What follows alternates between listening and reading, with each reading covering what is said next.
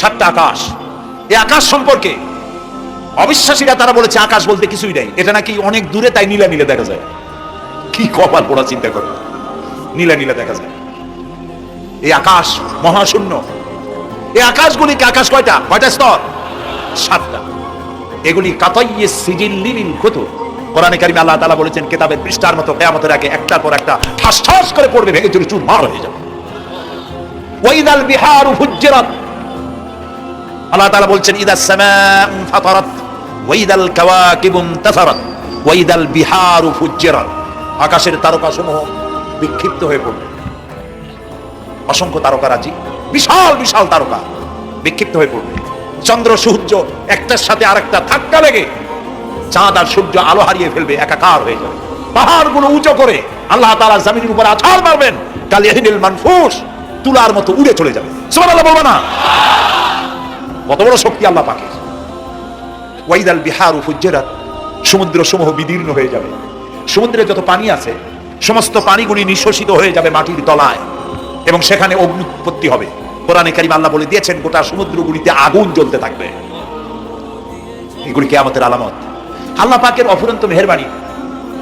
এই যে কানের কাছ দিয়ে গুলিটা চলে গেছে, কানে লাগে নাই, বাড়ির কাছ থেকে কিয়ামত হয়ে গেল, বাংলাদেশে আল্লাহ বাঁচাই দিলেন। সুবহানাল্লাহ বলো, আলহামদুলিল্লাহ বলেন। আমাদের প্রতিবেশী দেশগুলিতে যেভাবে আঘাত লাগছে, ওর 1000 ভাগের 1 ভাগের আঘাত কয়েক সেকেন্ড যদি বাংলাদেশে হতো, আমাদের সব অপরিকল্পিত শহর, রাজুক পারমিশন দিয়েছে 3 তলার, করা হয়েছে 7 তলা। এইভাবে অপরিকল্পিত যত বিল্ডিং আছে এগুলি পচা সিমেন্ট দিয়ে, পচা ইট দিয়ে তৈরি করা হয়েছে। 2-3 সেকেন্ডের ভূমিকম্প যথেষ্ট এই শহর লন্ডভন্ড করে দেওয়া। অসংখ্য মানুষ মারা যাবে, অসংখ্য বাড়ি ঘর শেষ হয়ে যাবে। এদেরকে রেস্কিউ করার মতো মডার্ন ইকুইপমেন্টস গভর্নমেন্টের কাছে নাই। এজন্য আল্লাহর কাছে সেজদা দিয়া গুনাহ তওবা করতে হবে, আল্লাহ আমাদের মাফ করে দাও, আমার এই গরিব দেশটাকে কিয়ামত পর্যন্ত এই গজব থেকে বাঁচাও। প্রিয় ভাই সব, আল্লাহ তাআলার ক্ষমতার ওয়াজ আমি আজ করতে পারবো না, অনেক লম্বা হয়ে যাবে, কারণ আমাকে 3টা পুঁজির কথা তো কমসে কম বলতেই হবে, অল্প করে হলেও। শুনবেন তো? আল্লাহ তৌফিক দিক, বলেন আমিন। আল্লাহ তাআলার ক্ষমতায় বিশ্বাস করা, তার প্রচন্ড ক্ষমতা, যা খুশি তাই বলেন করতে পারেন। মরাকে জিন্দাকে মারতে পারেন, মরুভূমিতে ফুল ফুটাতে পারেন। সুবহানাল্লাহ, যা খুশি তাই করতে পারেন। এই শক্তি সহকারে আল্লাহকে বিশ্বাস করতে হবে। 4 নম্বরে আল্লাহর হুকুম এবং হাকাম, আদেশ নিষেধ। আমি আল্লাহরে বিশ্বাস করি, এই কথার কোনো দাম নাই যদি তার আদেশ না মানি। এই কথার কোনো দাম নাই যদি তার নিষেধকে আমি আমার জীবনে প্রত্যাহার না করে চলতে পারি। মুসলমান বলে দাবি করার কোনো মূল্য নাই। একদিকে নামাজ পড়ি, আর একদিকে ওজনে কম দেয়, খাদ্যে ভেজাল দেয়, বেপরদা করি, মিথ্যা কথা বলা হয়, ওজনে কম দেয়, খাদ্যে ভেজাল দেয়, জমিনের আইল ছাড়ে, আমানতের খেয়ানত করে, আল্লাহর হুকুম মানা হলো না, রাসূলের আদেশ মানা হলো না।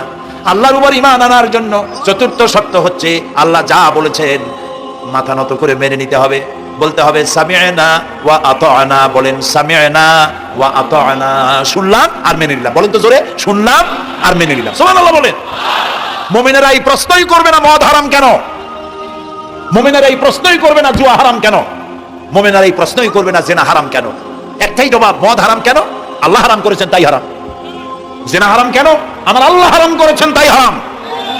জুয়া হারাম কেন? আমার আল্লাহ হারাম করেছেন তাই হারাম। কোন যুক্তি নাই। যুক্তির, আল্লাহর নিষিদ্ধ জিনিসে যুক্তি তালাশ করে কেবলমাত্র শয়তান। আল্লাহর আদেশ নিষেধে যুক্তি তালাশ করে কে? শয়তান। মুমিনের কাজ হলো সামি'না, বলেন, ওয়া আতা'না, শুনলাম আর মানলাম, বাস, শেষ কথা, খালাস। এই গেল 4টি শর্ত পুরো হয়ে গেল। এই 4টি শর্ত যদি পূরণ করতে পারি, তাহলে আল্লাহরে বিশ্বাস করছি এটা প্রমাণিত হবে, এটা জাস্টিফাই হবে, এটা সত্যতা প্রমাণ হবে যদি আল্লাহর হুকুম মতো। 1 নম্বরে হলো, আমি আবার কথাটা প্যাকেট করে দিই যাতে করে আপনারা বাড়ি নিয়ে যাইতে পারেন। আল্লাহর উপরে ঈমান এনেছি, এই কথাটাকে কমপ্লিট করার জন্য শর্ত কয়টা? 4টা। 1 নম্বরে আল্লাহর অস্তিত্বে বিশ্বাস, বলেন আল্লাহর অস্তিত্বে বিশ্বাস। 2 নম্বরে আল্লাহর গুণাবলীতে বিশ্বাস। 3 নম্বরে আল্লাহর ক্ষমতায় বিশ্বাস। 4 নম্বরে আল্লাহর আদেশ এবং নিষেধে বিশ্বাস, মান্য করে চলা। আল্লাহ যেন এই তৌফিক আমাদের দেয়, বলেন আমিন। আল্লাহ রাব্বুল আলামিন দুনিয়ায় শান্তি, আখিরাতে জাহান্নাম থেকে মুক্তি দেওয়ার জন্য আল্লাহ পাক আমাদেরকে একটা ব্যবসার কথা বলেছেন। ওই ব্যবসায় পুঁজি কয়টা? বলেন। 3টা পুঁজি। বলছি কয়টা? দেখেন যে কেমনি পেঁয়াজ লাগে। বলছি মাত্র একটা, সে একটা ডাল বাইর করছি 4টা। এবার আসেন মূল পয়েন্টে।